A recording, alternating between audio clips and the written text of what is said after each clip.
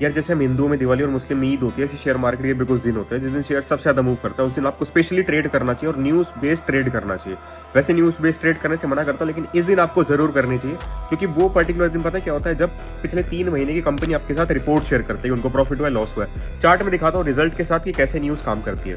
यार जैसे देखो 21 जुलाई को जोमेटो की न्यूज़ आती है कि उन्होंने रेवेन्यू में 70% का जंप किया, तो सेम डे शेयर 7% का मूव करता है। उसके बाद अगले दिन गैप अप करके लगभग 12-13% का रिटर्न देकर जाता है। और वॉल्यूम भी अगर आप देखोगे पिछले 2 महीने में लगभग सबसे ज़्यादा इसी दिन रही है। नेक्स्ट बात करते हैं फोर्स मोटर्स की। फोर्स मोटर्स में 22% का रेवेन्यू ग्रोथ होता है और आप देखो शेयर प्राइस लगभग 20% अगले दिन मूव कर जाता है। और वॉल्यूम भी अगर आप देखोगे फिर से सबसे ज्यादा।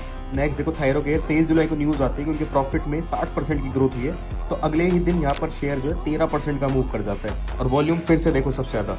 नेक्स्ट देखो रैलीज इंडिया। रैलीज इंडिया की न्यूज आती है कि उन्होंने प्रॉफिट में 98% की ग्रोथ करी है, शेयर अगले दिन लगभग 9% का मूव कर जाता है। अब आप बहुत ओवर एक्साइटेड हो गए होंगे कि यार कंपनी अगर प्रॉफिट रिपोर्ट करी तो जाहिर सी बात है शेयर ऊपर ही जाने वाले। नहीं, ये भी बताता हूँ आप। यार ये है LTI माइंड का चार्ट, जिसमें उन्होंने बताया था कि उनको 11% का प्रॉफिट इंक्रीज हुआ है, लेकिन उसके बाद भी शेयर लगभग 2% गिर गया। रेवेन्यू 11% बढ़ने के बाद भी शेयर 2% इसलिए गिर गया क्योंकि उनसे ग्रोथ ज्यादा की एक्सपेक्ट की जा रही थी। ग्रोथ होती नहीं है तो नेगेटिव सेंटीमेंट बनते हैं और शेयर गिर जाता है। अब देखो मैंने आपको दोनों साइड दिखा दी कि आपको क्वार्टरली रिजल्ट के बेस पे कैसे ट्रेड करना है। अगर रिजल्ट अच्छा आ रहा है तो भी आंख बंद करके आप ट्रेड नहीं लोगे। आपको पहले ये चेक करना है कि मार्केट में एक्सपेक्टेड ग्रोथ क्या थी, मार्केट में सेंटीमेंट क्या चल रहा है उस कंपनी को लेके। अगर वो मार्केट के एक्सपेक्टेड ग्रोथ को बीट कर दे रहे तभी आपको उस शेयर को बाय करना है, ऐसा आप उसको इग्नोर कर दोगे।